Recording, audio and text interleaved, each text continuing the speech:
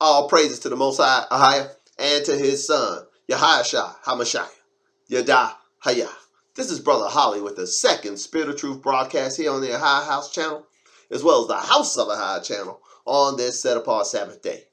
First and foremost, as always, brothers and sisters, I'd like to give all glory, praise, and honor to the great I am, he who is, was, and is to come, the Almighty One, Yadahayah, and to his son, Yahayash Messiah, who gave himself for us that we might have life, and that life is in him, Yadahayah. Now, in the second broadcast, we're going to be brief because the first broadcast went way too long. I know it's almost impossible for Brother Holly to be brief. I'm just long-winded.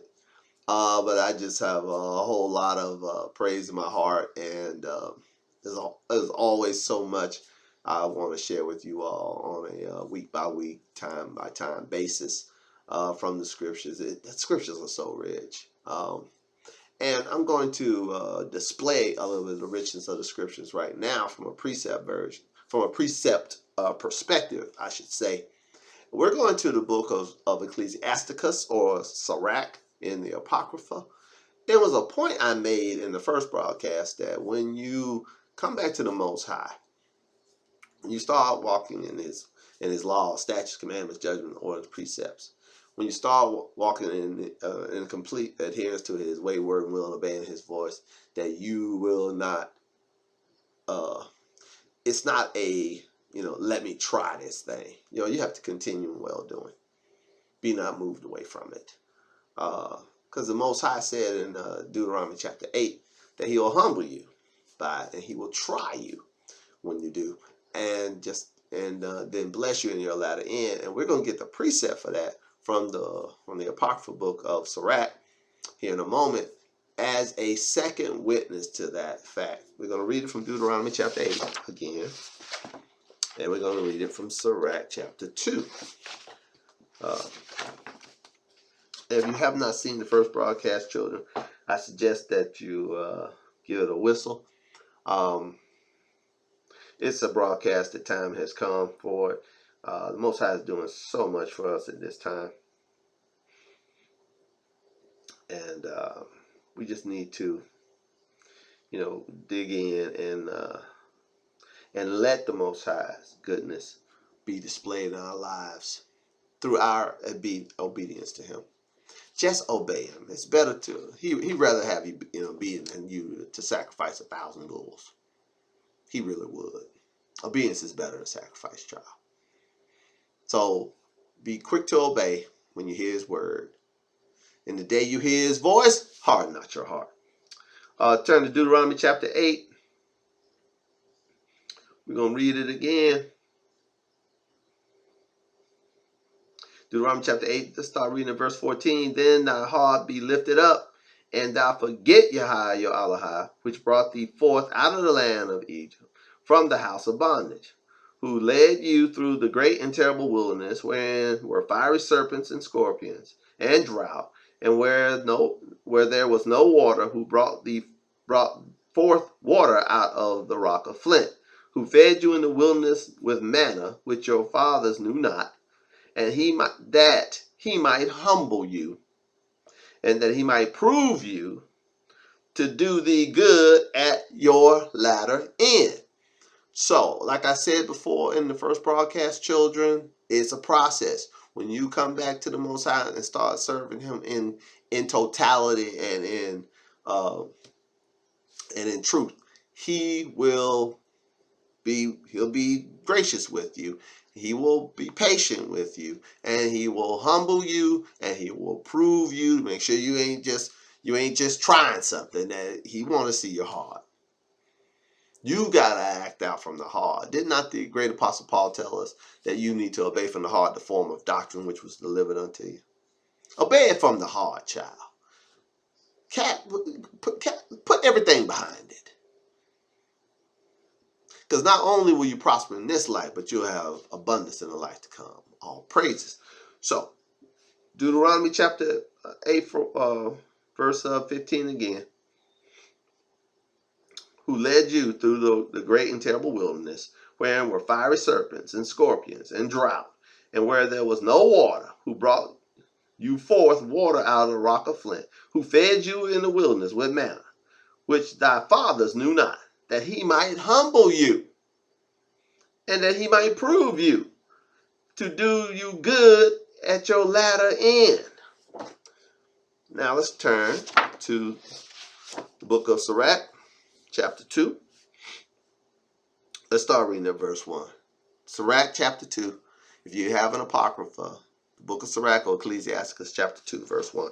It says, my son, if thou come to serve Yahweh, prepare your soul for temptation. So if you're going to come to serve the Most High, like I said in the first broadcast, and I say it again here, you're going to be tempted. I mean, people are going to come out the woodworks. The day you start keeping the Sabbath, people be coming out the woodworks saying, why are you doing that? You don't have to do that. The day you stop eating shrimp, crab, and lobster, and pork, no pork on the fork, people are going to just run up and down all over, talking about every creature has been sanctified. You ain't got to do it no more. Who you think you are, blah, blah, blah.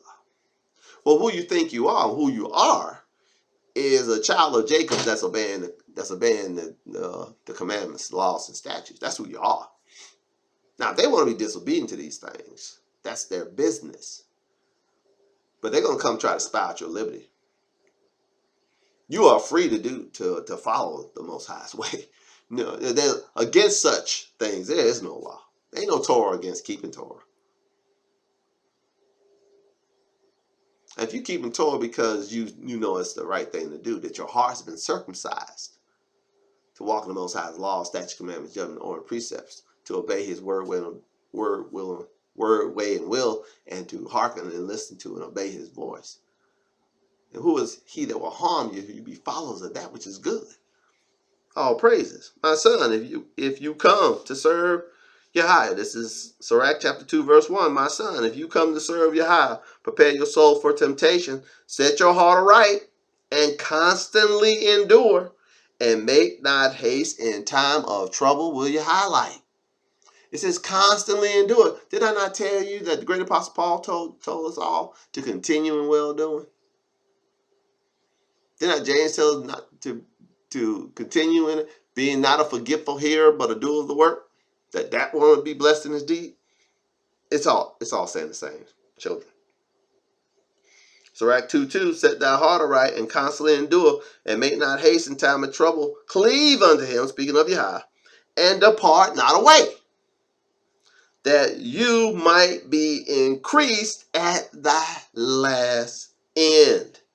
Whatsoever is brought unto thee, take cheerfully, and be patient when thou art changed to a lower state. For gold is tried in the fire, and acceptable men in the furnace of adversity.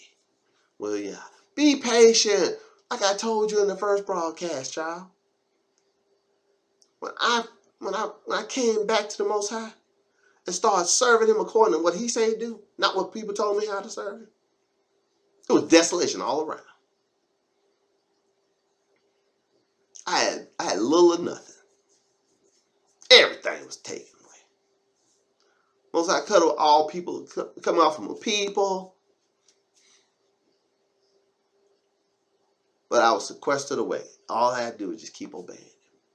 Keep following His way. Keep learning. Was I perfect coming out the chute? Not even close.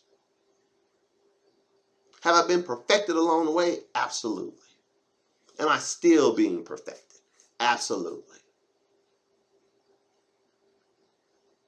I just learned recently, in the past couple of years, not to put the names of foreign deities in my mouth.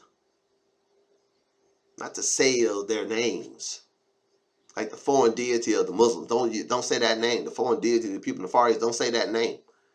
Keep those names out your mouth. To be circumspect. To be careful not to do that. Now, I didn't know that coming out the box. And a lot of our people still put those names of these foreign deities in their mouth. I listen to them all the time.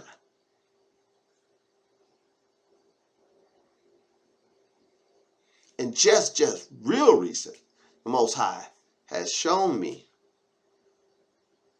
that even though it's not the name, the vocalization is the same of AHLA, which in the Hebrew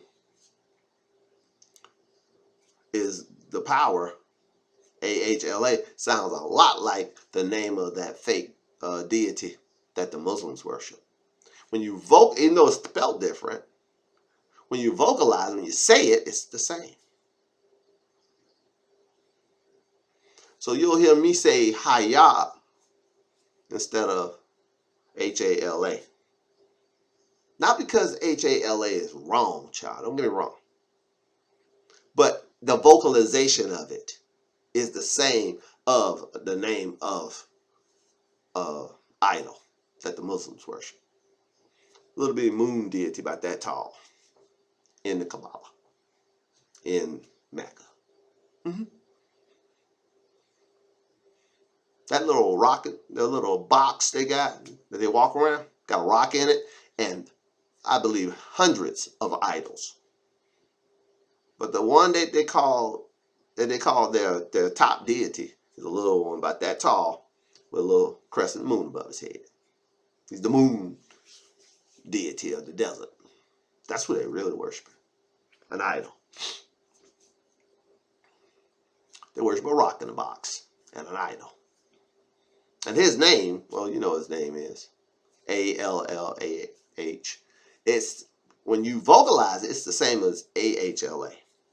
So I'm just, and this is, I mean, this real recent, this hot off the presses.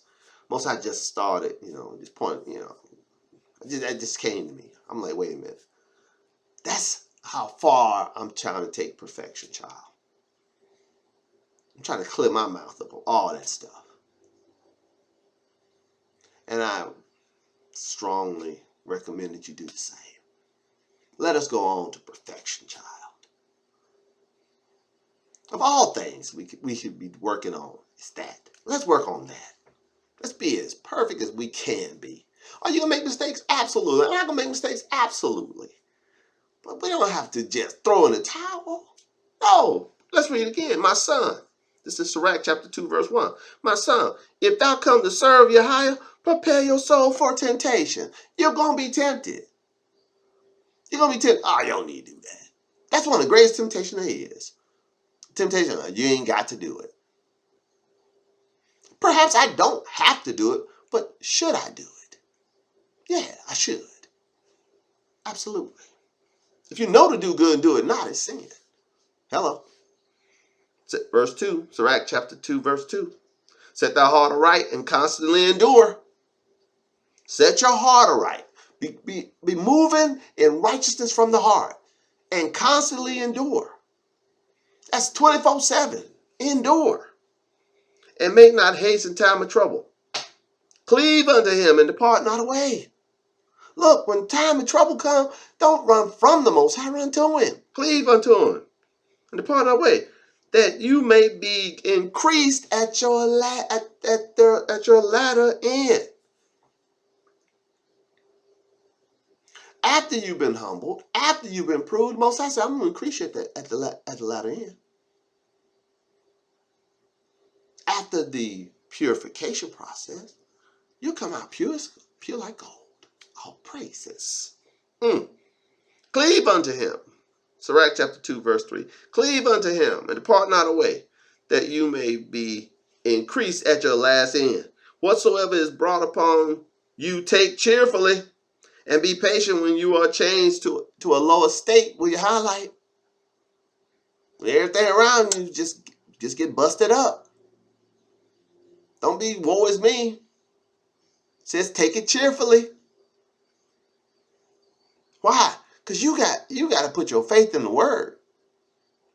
That after this process that you're going through, this process of perfection you're going through, that you're going to come out of it like gold that's been tried in the fire of adversity. Let's read. Sirach chapter 2, verse 4 again. Whatsoever is brought upon you, take patiently. Take cheerfully and be patient when you are changed into a lower state. For gold is tried in the fire, and acceptable men in the furnace of adversity. Verse 6, believe in him, and he will help you. Order your way aright and trust in him. You that fear Yahweh, wait for his mercy and go not aside lest you fall. Like I said a few moments ago, don't run from him in time of trouble, run to him. Ye that fear Yahweh, believe in him. Verse 8.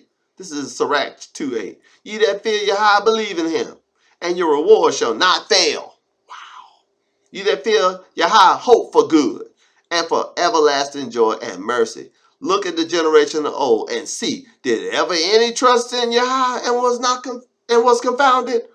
Or did any abide in his fear and was forsaken? Of whom did he ever despise that called upon him? For Yahweh is full of compassion and mercy, long-suffering and very pitiful, and forgives sins, and saves in the time of affliction with Yahweh. One last verse. Let's go to thank you for your patience thus far. Woo! We ain't running through this, man, but I'm going to be conscious of time.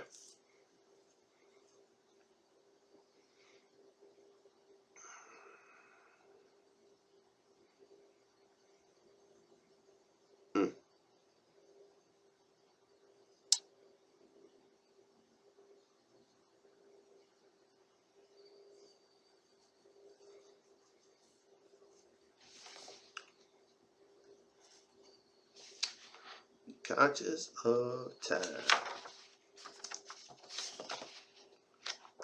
And what I wanted.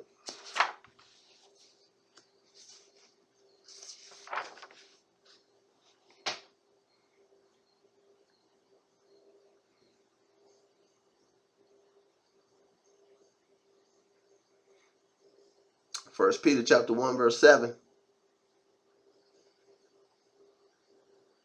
It says that the trial of your faith being more precious than gold that perisheth, though it be tried with fire, may be found unto the praise and honor and glory at the appearing of Yahweh HaMashiach, whom having not seen you love, in whom, though now ye see him not, yet believing, you rejoice with joy unspeakable and full of glory, receiving the end of your faith, even the salvation of your souls, of which salvation the prophets have inquired and searched diligently, who prophesied of the grace that should come upon you. They were talking about you, child. Searching what?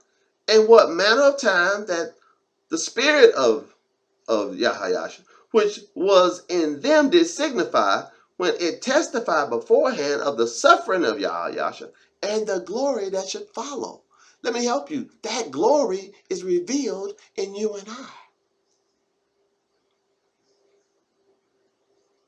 Verse 12, this is 1 Peter chapter 1, verse 12. Unto whom it was revealed that not unto themselves, but unto us did they minister the things, which are now reported unto you by them that have preached the gospel unto you with the Spirit sent down from the Shamayah, which things the angels desire look upon.